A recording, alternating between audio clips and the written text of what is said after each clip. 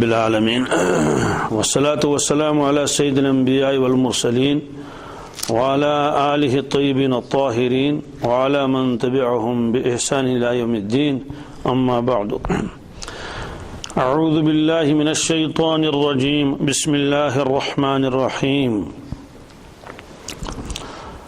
ایاک نعبد و ایاک نستعین اہدنا الصراط المستقیم صدق اللہ العظیم۔ ہر مسلمان ہر نماز میں بلکہ نماز کی ہر رکعت میں اللہ تبارک تعالیٰ سے ہدایت مانگتا رہتا ہے۔ سوال یہ ہے کہ یہ کب تک ہدایت مانگتا رہے گا؟ کہتے ہیں آخری دم تک ہدایت مانگتا رہے گا، کیونکہ اس کے درجات تو ختم ہونے والے نہیں ہیں، اور اس کا ثبوت خود قرآن پاک میں ہے۔ قرآن پاک میں اس کا ثبوت بہت جگہ ہے۔ سورہ فتح میں بھی اس کا تذکرہ ہے کہ اللہ کے نبی صلی اللہ علیہ وسلم عمرے کے ارادے سے تشریف لائے، مدینہ طیبہ سے مکہ المکرمہ احرام باندھے ہوئے ہیں، قربانی کے جانور ساتھ ہیں، اور حدیبیہ کے مقام پر پہنچے۔ کافروں نے ان کو آگے بڑھنے نہیں دیا، روک لیا۔ بعد میں صلح ہوئی۔ صلح میں جو ہے بظاہر تو پلہ باری رہا کفار کا، ساری شرطیں ان کی ماننی پڑی۔ کیا شرط؟ اس سال آپ واپس جائیں گے، آگے نہیں بڑھیں گے حرم کی طرف، یہ بھی منظور۔ واپس جانا ظاہر سی بات ہے، اور آئندہ سال آپ تشریف لائیے، 3 دن رہنے کا وعدہ ہے، 3 دن سے زیادہ آپ نہیں رہیں گے، یہ بھی منظور۔ اس دوران اگر کوئی کافر مسلمان ہو جائے تو اس کو واپس کرنا ہے، مکہ شریف والوں کے حوالے کرنا ہے، یہ بھی منظور۔ خدا نہ کردہ اگر کوئی اسلام سے پھر جائے اور مکہ شریف آئے، اس کو واپس نہیں کیا جائے گا، یہ بھی منظور۔ آئندہ سال آئیں گے لیکن ہتھیار ساتھ نہیں ہوں گے، بس ایک تلوار ہوگی، وہ بھی نیام میں ہوگی، بند ہوگی، یہ بھی منظور۔ اس طرح سے بہت سارے صحابہ کرام کو بڑا دکھ ہوا کہ اتنی دور سے ہم آئے، یہ ہمارا وطن ہے، آگے نہیں بڑھنے دیتے، اور کفار کو تو آنے کی اجازت ہے اندر، لیکن مسلمانوں کو اندر آنے کی اجازت نہیں ہے، اور حرم شریف کے لیے کوئی کسی کو روکتا نہیں تھا۔ وہ اس کی انشاءاللہ تفصیل آئے گی کہ اہل عرب کے یہاں مستقل کوئی حکومت نہیں تھی، صرف بڑے بڑے خاندان تھے، خاندان کا امیر ہوتا تھا۔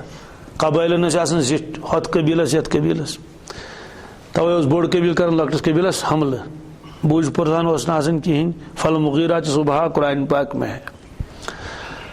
البتہ یمس انسان وچھن احرام گنڈت تم زمان تیس گنڈن پنہ اعتبار تم احرام، یا احرام نے آسے پنن پلون من مگر تم تراون نل کفار، ہار تراون گردن نل، یمس انسان نظر پہ ہے یہ پکن حرم شریف کنت، امس زیارت کریں، تمس اتھ لاگن، چھیڑتے نہیں تھے اس کے ساتھ، کفار بھی، چاہے وہ دشمنی کیوں نہ ہو۔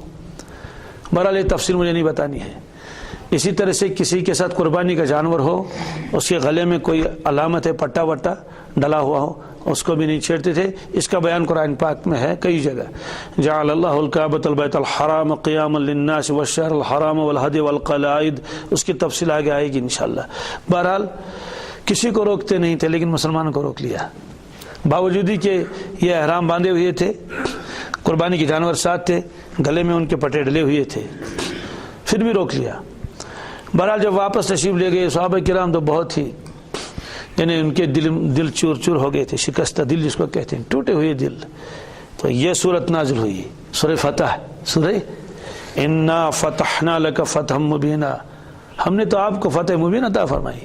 صحابہ کرام حیران ہو گئے، تو ہم نے تو جیتا ہی نہیں، تو لیکن اللہ تعالیٰ فرما رہے ہیں فتح مبین۔ تو صحابہ کرام نے عرض کیا اللہ کے نبی صلی اللہ علیہ وسلم کیا یہ فتح ہے؟ آپ نے فرمایا یہ فتح ہے۔ یہ بعد میں کیا ہوا اس کی تفصیل مجھے اس وقت بتانی نہیں ہے، اس وقت دوسری بات بتانی ہے۔ تو جب سورہ فتح نازل ہوئی، اس سورہ فتح کی دوسری آیت میں اللہ تبارک تعالیٰ بیان فرماتے ہیں۔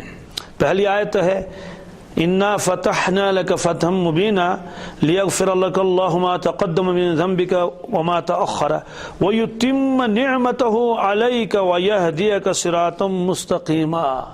ये लफ्ज़ मुझे बताना है, व युतिम्म निअमतहु अलैका, अल्लाह तबारक ताला आपके ऊपर एहसानात को पूरा कर देगा।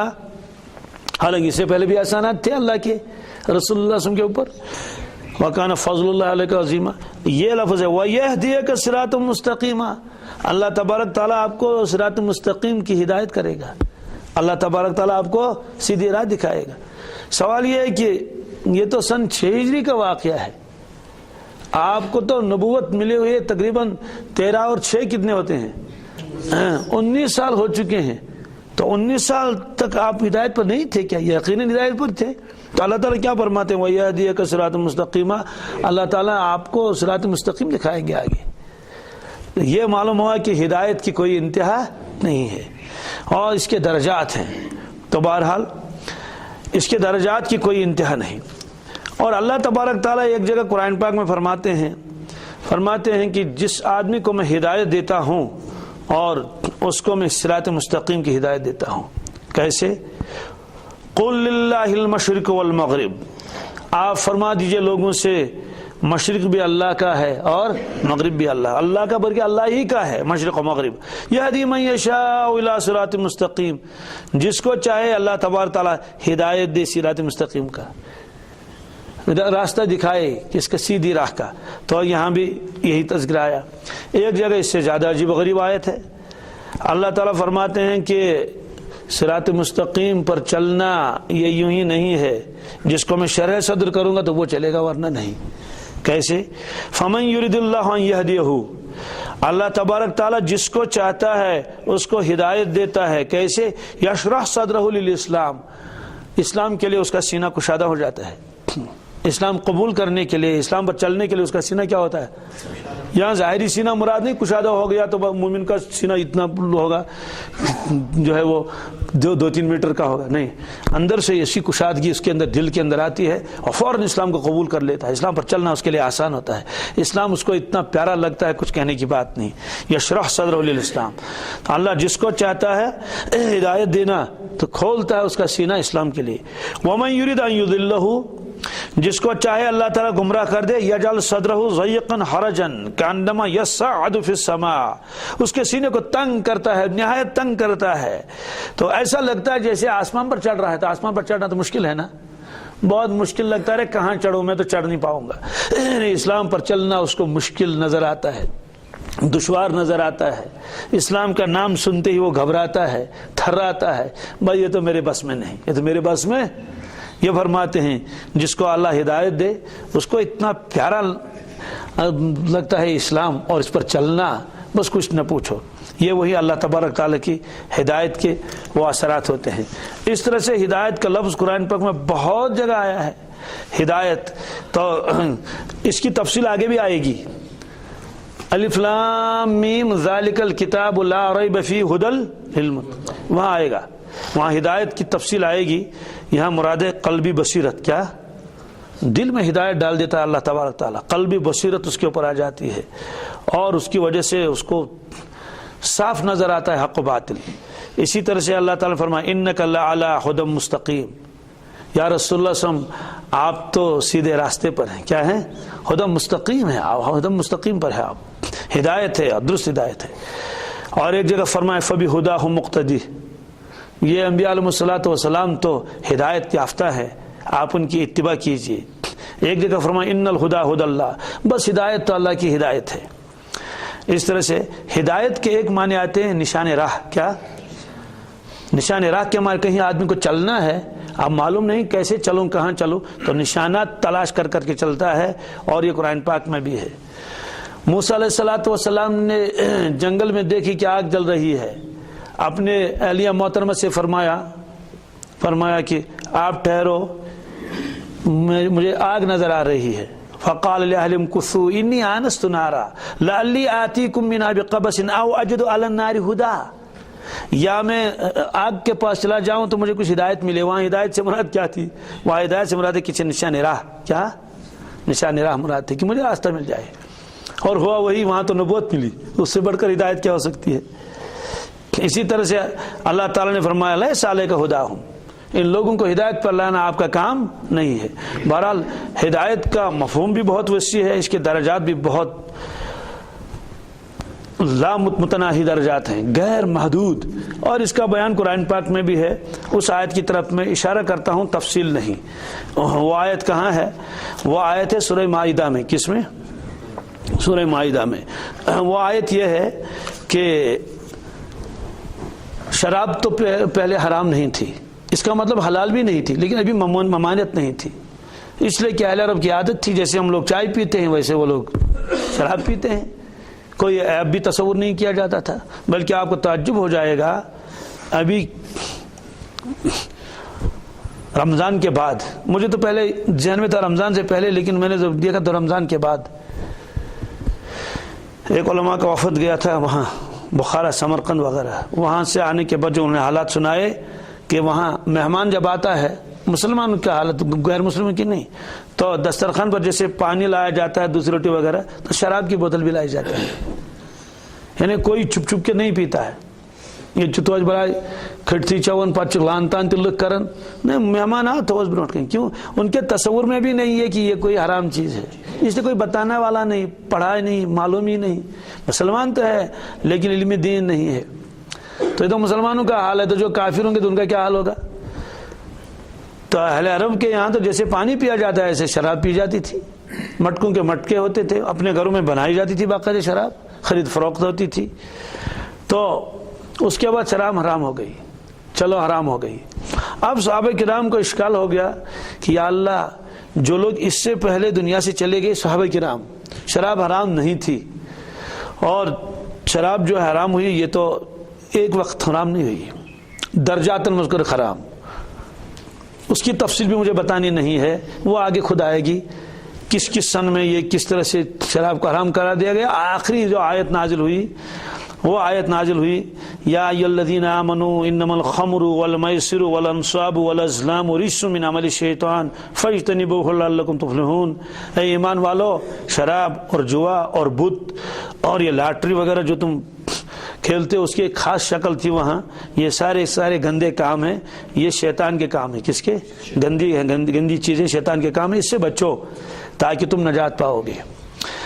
اس میں آئے گی تفصیل انشاءاللہ کہ شراب کو بت کے ساتھ جوڑ دیا، اس لیے حدیث پاک میں ہے کہ شارب الخمر کا عابد الوثن، شراب پینے والا ایسا جیسا بت پرست، جیسا، کیونکہ ایک ہی آیت میں شراب کا بھی تذکرہ ہے، جوے کا بھی تذکرہ ہے اور بت کا بھی تذکرہ ہے۔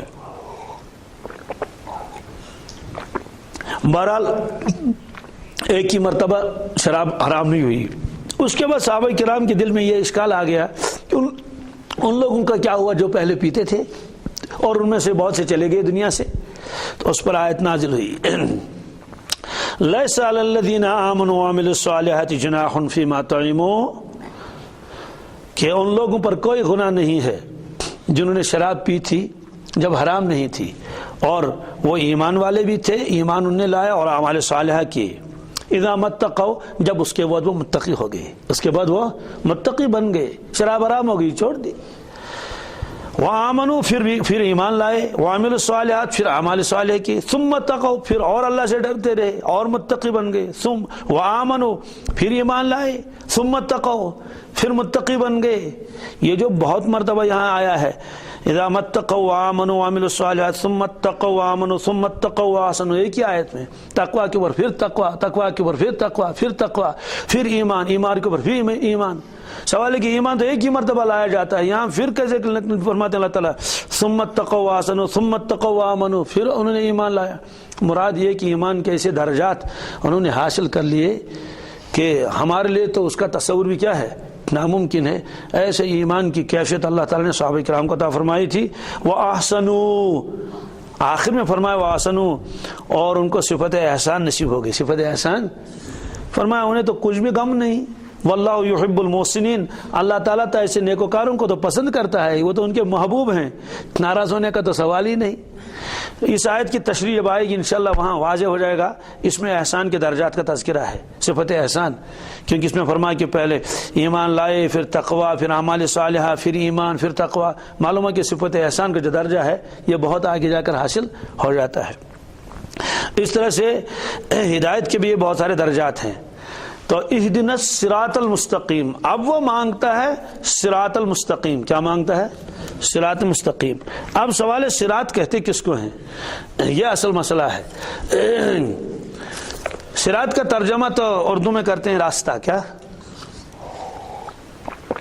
میں نے پہلے بھی بتایا قرآن پاک کے کسی لفظ کا ترجمہ دنیا کی کوئی زبان کر نہیں سکتی، ہو ہی نہیں سکتا۔ اللہ کا کلام، اللہ اکبر، ایسی وسعت ایک ایک لفظ میں ہوتی ہے، عقل حیران ہو جاتی ہے۔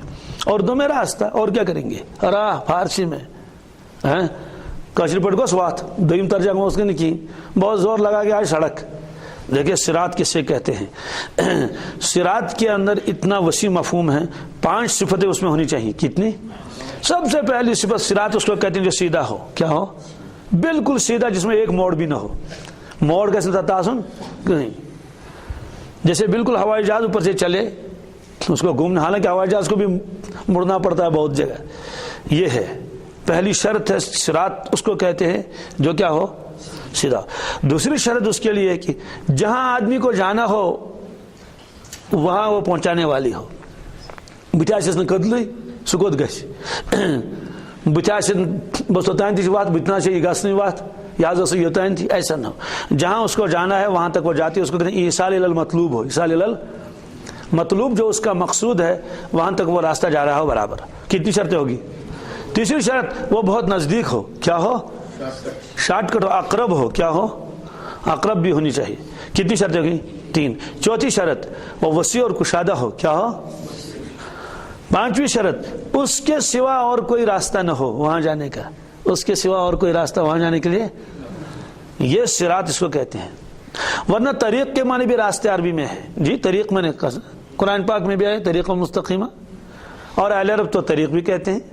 یہ تو زیادہ حاجیوں سے پوچھ لو، اس لیے کہ جب حاجی لوگ ہوتے ہیں بھیڑ بھاڑ ہوتی تو ایمبولینس آتی ہے اور اس میں ایک مائک لگی رہتی ہے، طریق یا حاج، طریق یا حاج، طریق یا حاج، ایسی پیاری آواز نکالتے ہیں، وہ بہت اچھا لگتا ہے۔ طریق یا حاج کے معنی آتے ہیں حاجی راستہ چھوڑو، حاجی راستہ چھوڑو۔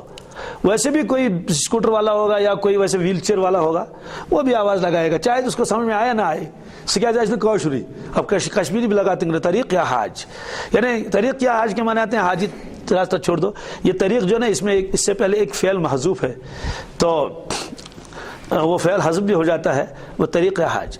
اسی طرح سے شارع بھی کہتے ہیں، کیا جی؟ شارع ام القریٰ، شارع ابراہیم خلیل، شارع جیسے لکھا ہوتا اردو میں، یہ شارع عام نہیں، یہ شارع۔ تو شارع کے معنی بھی راستہ آتے ہیں، اور طریق کے معنی بھی کیا آتے ہیں؟ راستہ آتے ہیں۔ اور ایسے لقم کے معنی بھی راستہ، کیا؟ لقم ابھی آئے گا انشاءاللہ۔ لیکن صراط تو صراط ہے، یہاں اہدنا الطریق المستقیم اللہ نے نہیں فرمایا، اہدنا الصراط المستقیم۔ تو یہ 5 شرطیں ہیں۔ کتنی شرطیں ہیں؟ 5۔ سب سے پہلی شرط یہ ہے کہ وہ سیدھی ہو۔ ظاہر سی بات ہے، اس لیے ایک اصول ہے، یہاں ایک نقطہ ہے، یہاں دوسرا نقطہ ہے، سمجھا گیا نا؟ اگر آپ زگ زیگ ایک راستہ بنائیں گے وہاں تک تو وہ تو بہت ہی لمبا ہوگا، لیکن اگر آپ اسٹریٹ لے لیں گے، اسٹریٹ جہاں بھی خط ہوگا وہ اقرب ہوتا ہے۔ تو اس لیے مانگتا ہے کہ مجھے اے اللہ ایسا راستہ دے دیجئے جو سیدھا بھی ہو، مجھے موڑ وغیرہ کرنے کی ضرورت پیش نہ آئے، کسی مشین موڑ ووڑ تھگن کرن کی۔ دوسرا یہ ہے کہ وہ نزدیک بھی ہونا چاہیے کہ میں جلدی پہنچنا چاہتا ہوں، میں جلدی۔ بتائیے کیا آدمی ایسا نہیں چاہتا ہے جہاں اس کو جانا ہو کہ میں جلدی پہنچنا چاہتا ہوں، راستے میں رکاوٹ بھی نہ ہو اور جام بھی نہ ہو، دوسری بات راستہ بھی بہت کیا ہو؟ بہترین ہو اور کشادہ ہو، کیا ہو؟ یعنی میگاس نے سائڈ دیپن کنجائی ہون، وہ اپنا چلتے ہیں، اپنا چلتے ہیں۔ تو یہ لگا دیا صراط کے لیے۔ تو صراط کو لقم بھی کہتے ہیں، میں نے یہ بھی بتایا تھا آپ کو۔ صراط کو صراط کیوں کہتے ہیں؟ اہل عرب تو عجیب ہیں۔ صراط کو صراط اس لیے بھی کہتے ہیں کہ یہ اصل میں اس کو لقم بھی کہتے ہیں۔ لقم کے معنی آتے ہیں لقمہ بنانا، کیا؟ لقمہ بناتے ہیں نا، لقمے کو لقمہ اس لیے کہتے ہیں کہ آدمی لقمہ اٹھا لیتا ہے اور نگل لیا، اب لقمہ کا کہیں نظر نہیں آیا، اٹھاتے اٹھاتے تو نظر آیا، منہ میں ڈالا چلا گیا، اب غائب ہو گیا۔ تو صراط کو صراط اس لیے بھی کہتے تھے، اہل عرب کہتے تھے کہ راستہ یا تو چلنے والے کو نگل لیتا ہے، یا تو چلنے والا راستے کو ختم کر کے اپنی منزل پر پہنچ جاتا ہے۔ اور وہ اہل عرب کیا کہتے ہیں، وہ عربی کے ایک مثل مشہور ہے، کہتے ہیں قتل ارضن عالمها، قتل ارضن، زمین کے جاننے والے نے، زمین کے واقف کار نے زمین کو طے کر لیا، زمین کو، راستے کو طے کر لیا، اس نے گویا اس کو پار کر لیا، ختم کر لیا اس کو۔ وہ قتلت ارض جاہلها، اور ناواقف شخص کو زمین نے ہی ختم کیا، زمین نے ہی، ناواقف ہے، چل رہا ہے، پہنچ نہیں پاتا ہے کہیں، یعنی گائیڈو رستو پاکن وستو تو کہیں پہنچ گیا۔ مصر کے ایک عالم نے ایک کتاب لکھی ہے، اپنے مضمون لکھا ہے حج کا، کئی سال پہلے کی بات ہے، تو وہ مضمون اس میں بھی لکھا ہے، اس کا ایک حصہ، آپ حج کیسے کریں۔ مولانا نعمانی صاحب نے جو کتاب لکھی ہے اس میں بہت عجیب مضمون ہے، مولانا ابوالحسن ندوی کا، بہت عجیب و غریب مضمون ہے حج کے اوپر۔ تو بہرحال اس میں لکھا ہے کہ ہم مصر سے نکلے، آنا تھا مدینہ طیبہ، تو لیکن جو ہمارا وہ تھا رہبر، گائیڈ، وہ راستہ خود بھی زیادہ نہیں جانتا تھا، اور ریگستان ہے۔ ایسا ہوا کہ یہاں تک کہ ہم چلتے چلتے، شاید انہوں نے لکھا ہے، مجھے پوری تعداد تو یاد نہیں، 40 دن یا کتنے دن لکھے ہیں، زیادہ رات جو ہمارے پاس ہے سب ختم ہو گیا، بھوکے پیاسے کسی طرح سے مدینہ طیبہ پہنچے، بڑی تمنا تھی۔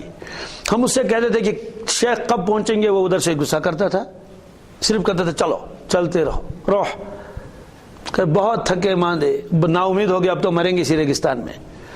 کہ اس کے بعد ایک دن ہم چل رہے تھے تو اچانک وہ پکارنے لگا، چیخنے لگا، کہتے ہاذا جبل الاحد، ہاذا جبل الاحد، ہم تو احد پر پہنچ گئے، اب تو احد پہاڑ پر۔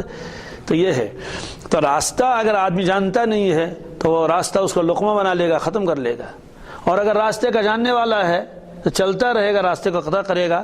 اس لیے وہ کہتے تھے قتل ارضن عالمها وقتلت ارض جاہلها۔ تو بہرحال راستے کو ایک لقم بھی کہتے ہیں، چونکہ کوئی راہ رو کو لقمہ بنا لیتا ہے۔ کتنے لوگ صحرا میں ختم ہو گئے۔ آج کا مسئلہ نہیں ہے کہ آپ گاڑی میں بیٹھے اور کہ ویسے بھی یہ راستے کتنے لوگوں کو مار ڈالتے ہیں، کہیں ادھر ذرا سا یوں ہو گیا تو اور چلے گئے۔ اس لیے فرمایا اہدنا الصراط، یا اللہ ہم کو صراط دکھا دیجئے۔ تو یہ صراط تو خود ہی صراط کے اندر تو یہ تھا کہ وہ راستہ سیدھا بھی ہو اور پھر جو ہے کشادہ بھی ہو، آگے مستقیم لگایا، کیا یہ تو بہت ہی عجیب غریب لفظ ہے، مستقیم کا لفظ لگایا۔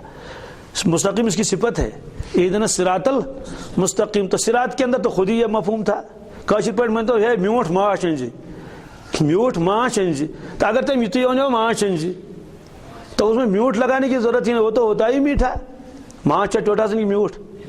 اور اگر کہا میوٹ ماش، اس کا مطلب تو ہے کہ ایک اور صفت لگا دی اس میں، ہے نا۔ تو فرمایا صراط مستقیم، صراط کے اندر خود مفہوم تھا کس کا، سیدھے ہونے کا۔ اگر وہ سیدھا نہیں تو اس کو صراط کہیں گے نہیں، پھر مستقیم نے اس میں تو کیا نہیں بڑھا دیا، اللہ اکبر، اہدنا صراط المستقیم۔ اور صراط کے اندر ایک لفظ آیا تھا وسیع اور کشادہ ہو، کیا ہو جی، سن لیجئے وسیع اور کشادہ کس سے کہتے ہیں۔ اللہ تبارک تعالیٰ فرماتے ہیں سابقوا الی مغفرۃ من ربکم، یہ سورہ حدید کی آیت ہے۔ لوگو دوڑو، چلو نہیں، سابقو سبقت کر لو، دوڑو، الی مغفرۃ من ربکم، اپنے پروردگار کی مغفرت کی طرف دوڑو، یعنی مرنے سے پہلے مغفرت تلاش کر لو۔ وہ جنت، اور دوڑو جنت کی طرف، کس کی طرف، دعوت لو جنت۔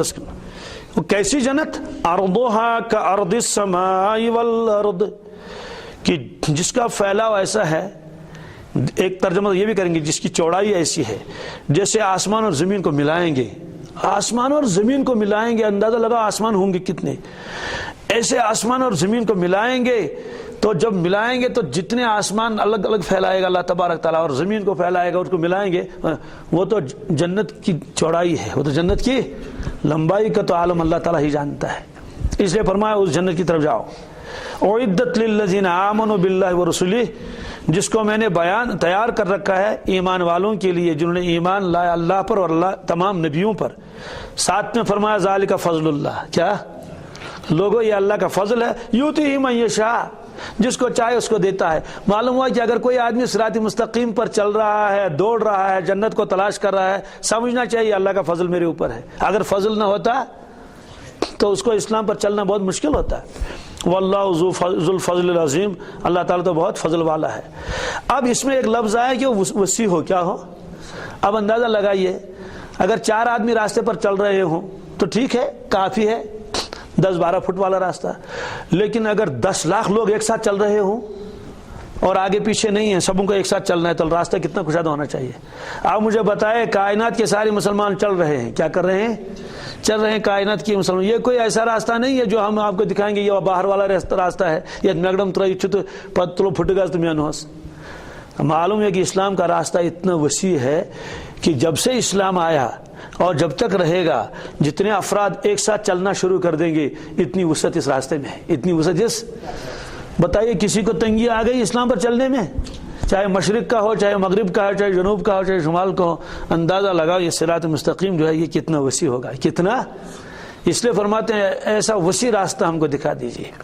تو جب وسیع راستہ ہوتا ہے تو آدمی کو چلنا آسان ہوتا ہے، اور اللہ تعالیٰ بچائے جس کے لیے راستہ تنگ ہوگا وہ چل ہی نہیں پائے گا، وہ اسلام پر عمل ہی نہیں کرے گا۔ حالانکہ راستہ بہت کشادہ ہے لیکن چلتا ہی نہیں ہے۔ یہ ہے اندازہ لگائے صراط مستقیم کی وسعت کتنی ہوگی۔ صراط مستقیم کی اتنی وسعت، اتنے لوگ چلیں گے۔ دنیا میں تو راستے ہوتے ہیں، ہوائی راستے الگ ہیں، سمندر کے راستے الگ ہیں، اور خشکی کے راستے الگ ہیں، اور ریل کے راستے الگ ہیں، اور پیدل راستے الگ ہیں۔ دنیا کے راستے الگ الگ ہوتے ہیں، بعض تو خاص لوگوں کے راستے الگ ہوتے ہیں، لیکن صراط مستقیم اللہ نے ایک ایسا بنا دیا، لیکن اتنا وسیع اور کشادہ کہ سارے لوگ ایک ساتھ چلنا شروع کر دیں، سارے لوگ، تب بھی اس کی وسعت میں کوئی کمی نہیں ہوگی، کسی کو تنگی نہیں ہے۔ اس لیے یہ مانگا اہدنا الصراط المستقیم، یا اللہ سیدھا راستہ دکھا دیجئے۔ اور مستقیم کسے کہتے ہیں؟ یہ بھی ایک مستقل مسئلہ ہے نا۔ اس کا مظہر استقامت، کیا جی استقامت کسے کہتے ہیں؟ استقامت کہتے ہیں، مستقیم کہتے ہیں صراط مستقیم ایسے جس میں ذرا سی ٹیڑھ نہ ہو، اعتدال سے جو راستہ ہٹا ہوا نہ ہو، سراپا اعتدال ہو، سراپا اعتدال۔ اسی لیے جو رائٹ اینگل ہوتا ہے نا، بات سمجھ آ گئی، وہ نہ ادھر کو جھکتا ہے نہ ادھر کو جھکتا ہے، برابر۔ ادھر کو جھکے گا تو 90 سے زیادہ ہو جائے گا، ادھر کو جھکے گا بیس کی طرف تو 90 سے کم ہو جائے گا، تو برابر یوں رہتا ہے۔ اس کو کہتے ہیں یہ زایا قائم، زایا یہ قائم ہے کیونکہ اسی سے نکلا ہے نا۔ یہ استقامت کے معنی آتے ہیں بالکل ایسا، نہ ادھر ہو نہ افراط ہو نہ تفریط ہو، نہ افراط ہو نہ۔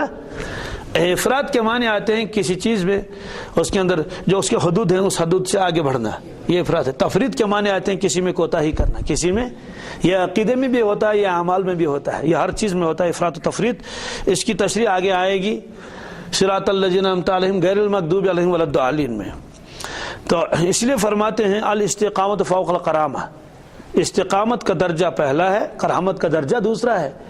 اس لیے کہ کرامت والے تو لاکھوں میں تو ایک آدھ ہو سکتا ہے کوئی، لیکن استقامت کا تو مطالبہ ہر مسلمان سے ہے۔ اللہ کے نبی صلی اللہ علیہ وسلم کے ریشے مبارک میں چند موئے مبارک سفید ہو گئے تھے، تو حضرت ابوبکر صدیق نے یہ دیکھ لیا تو بہت فکر مند ہوئے، عرض کیا شبت یا رسول اللہ صلی اللہ علیہ وسلم، اے اللہ کے نبی صلی اللہ علیہ وسلم آپ کے اوپر تو بڑھاپے کے آثار نظر آنے لگے، یعنی آپ کی داڑھی مبارک سفید ہونے لگی۔ آپ نے فرمایا شیبتنی ہود، فرمایا کہ ہاں صحیح ہے، سورہ ہود نے مجھے بوڑھا کر دیا۔ اب سورہ ہود میں کیا ہے؟ ایک تو امتوں کے حالات ہے کہ یہ ہوا اور وہ ہوا اور یہ ہوا، قوم نوح کے ساتھ، قوم عاد کے ساتھ، قوم لوط کے ساتھ، سمود کے ساتھ، ان کے ساتھ یہ ہوا، تو ہر وقت فکر رہتی تھی میری امت کا کیا ہوگا، اس لیے غم سوار تھا۔ اگر کسی کے 10-12 بچے ہوں، اہل و عیال 10-15 کی ذمہ داری اس کے اوپر ہو تو کتنا غم ہوگا، اور جس کی اتنی امت ہو اس کو غم نہیں ہوگا کیا ہے؟ ہر وقت امت کا فکر رہتا تھا کہ میری امت کا کیا ہوگا، یہ رہیں گے اسلام پر رہیں گے یا کم رہیں گے، کس طرح رہیں گے۔ اس لیے تو بعض حضرات نے یہ بھی لکھا ہے کہ اصل میں اس میں ایک آیت ہے، اس کی طرف اشارہ کیا اللہ کے نبی صلی اللہ علیہ وسلم نے، اس کا غم ہے مجھے۔ وہ آیت کیا ہے؟ فَاسْتَقِمْ كَمَا أُمِرْتَ وَمَنْ تَابَ مَعَكَ وَلَا تَطْغَوْا إِنَّهُ بِمَا تَعْمَلُونَ بَصِيرٌ۔ فاستقم کما امرت، یا رسول اللہ صلی اللہ علیہ وسلم فاستقم کما امرت، جیسے آپ کو حکم دیا گیا اللہ تعالیٰ کی جانب سے ایسے آپ ثابت قدم رہیے۔ حضرت تو ثابت قدم تھے ہی، ان کے ثابت قدمی میں تو کیا شک ہو سکتا ہے، مگر چونکہ احکامات سے متوجہ امت اسکن تھی، اس لیے فرمایا فاستقم کما امرت ومن تاب معک۔ یہ جو لوگ آپ کے ساتھ ہیں، صحابہ کرام ہیں، اور پھر ساری امت اللہ کے نبی صلی اللہ علیہ وسلم کے ساتھ تو ہے ہی، انہیں کے نقش قدم پر چلنے والی ہے۔ فرمایا ومن تاب معک، ان کو بھی حکم ہے کہ وہ بھی کس پر رہے، ثابت قدم رہے۔ آپ نے فرمایا کہ بس یہی ڈر ہے مجھے، یہی فکر ہے مجھے کہ میری امت ثابت قدم رہے گی یا